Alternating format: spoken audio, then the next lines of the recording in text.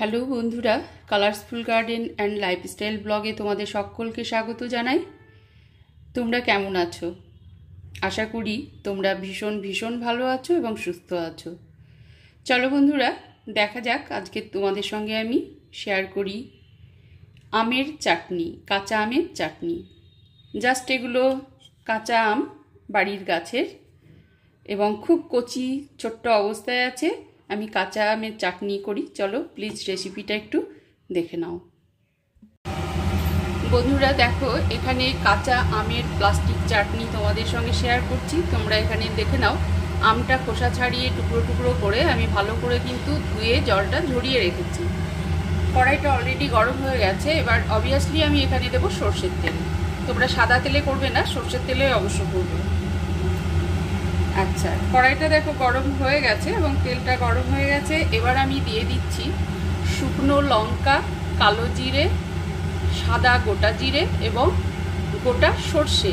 দেখে নাও, এখানে দেখো কালো সর্ষে দিলে ভালো হতো, কিন্তু যেহেতু আমার হাতের কাছে অ্যাভেলেবেল না কালো সর্ষেটা, তাই আমি সাদা সর্ষে ইউজ করলাম।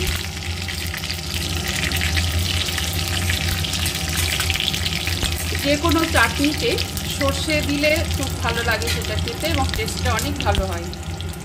এখানে আমার দেখো গোটা সাদা জিরে, কালো জিরে, শুকনো লঙ্কা এবং গোটা সর্ষে ফোড়নটা দেওয়া হলো। আচ্ছা, এটা লাল হয়ে গেছে ফোড়নটা।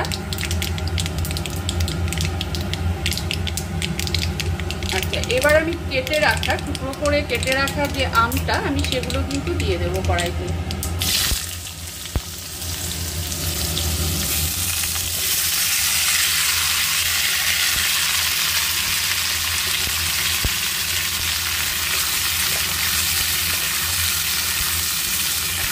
নাড়াচাড়া করে নিচ্ছি। এই অবস্থায় আমি দিয়ে দেবো দেখো স্বাদ অনুযায়ী লবণ। কিন্তু তোমরা খেয়াল রাখবে চাটনিতে যেন লবণ কিন্তু কখনো বেশি না হয়ে যায়। অল্প পরিমাণে দেবো হলুদ গুঁড়ো।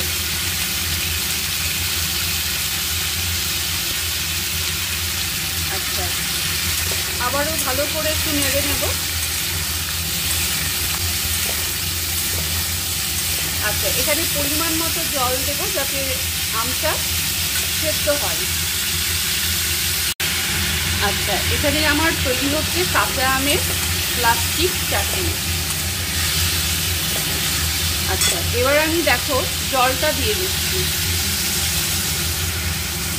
যাতে সেদ্ধটা হয়, সেই মতোই কিন্তু আমি জলটা কিন্তু দিয়ে দিলাম। এবার আমি ঢাকা দিয়ে দেব। দেখো বন্ধুরা, আমার এখানে আমটা সেদ্ধ হয়ে গেছে। এবার আমি একটু খুন্তির সাহায্যে একটু ম্যাশ করে দেব।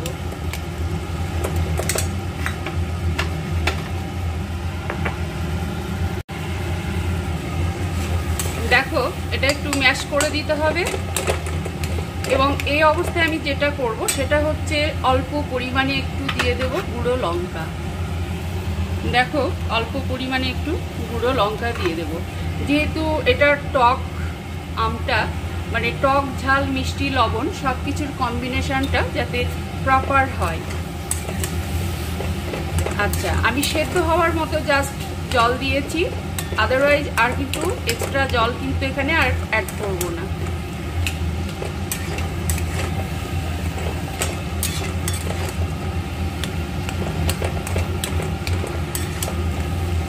আচ্ছা, এটা দেখো ভালোভাবে কিন্তু নাড়াচাড়া হয়ে গেল এবং সেদ্ধটা হয়ে গেছে এবং খুন্তির সাহায্যে এটা আমি ম্যাশ করে নিচ্ছি। আচ্ছা, এই অবস্থায় যেটা করব দেখো সেটা হচ্ছে দিয়ে দেব চিনি। বেশ কিছুটা পরিমাণে চিনি দিতে হবে যেহেতু আমটা খুব টক।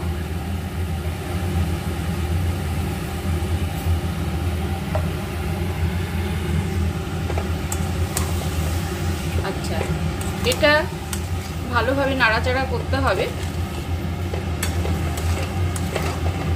আস্তে আস্তে চিনিটা কিন্তু গলে যাচ্ছে।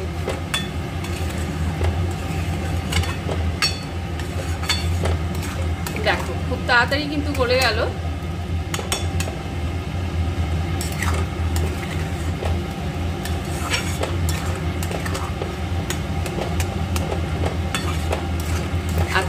এইভাবে কিছুক্ষণ আমি ফুটিয়ে নেব। দেখো বন্ধুরা, এখানে আমার কিন্তু কাঁচা আমের প্লাস্টিক চাটনি রেডি হয়ে এসেছে। এই পর্যায়ে আমি যেটা করব, দেখো এখানে আমি ছড়িয়ে দেব 5 ফোড়ন ভেজে গুঁড়ো করে রাখা। খুব সুন্দর একটা স্মেল এবং মুখে পড়লে ভীষণ ভীষণ ভালো লাগে খেতে। আমি এখানে 5 ফোড়ন ভেজে আর কি গুঁড়ো করে রেখেছি। দেখো সেটা আমি কিন্তু দিয়ে দিলাম।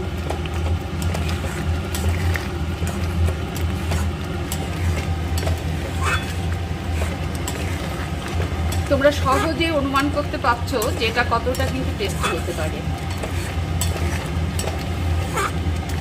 খুব সুন্দর একটা 5 ফোড়ন ভাজার যে গুঁড়োটা, সেটা কিন্তু দারুণ একটা স্মেল বেরোয়।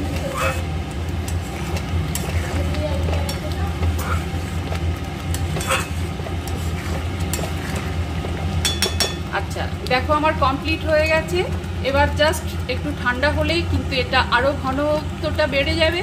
আমি জাস্ট এটা গ্যাসটা অফ করে দিলাম। পুরো এটা রেডি হয়ে গেছে, একদম কমপ্লিট। এবার আমি সার্ভিং ডিশে আমি কিন্তু সার্ভ করে দেব। দেখো বন্ধুরা, কাঁচা আমের যে প্লাস্টিক চাটনি সেটা আমি সার্ভিং বলে নিয়েছি এবং পুরো কমপ্লিট হয়ে গেছে। দেখো তোমরা এইভাবে ঠিক এরকম রেসিপিতে অবশ্যই করো, অপূর্ব সুন্দর হবে খেতে, দুর্দান্ত হয় খেতে। এবং শেষে আমি যেহেতু 5 ফোড়নের গুঁড়োটা ছড়িয়ে দিয়েছি, সেটার একটা দারুণ কিন্তু স্মেল বেরোয় এবং টেস্টটাও কিন্তু বহুগুণ বাড়িয়ে দেয়। দেখো তোমরা এইভাবে ঠিক একদিন করে নিশ্চয়ই খাবে। ঠিক আছে ভিউয়ার্স, অন্য কোনো রেসিপি নিয়ে আবার দেখা হবে। ততক্ষণ তোমরা খুব ভালো থেকো এবং সুস্থ থেকো।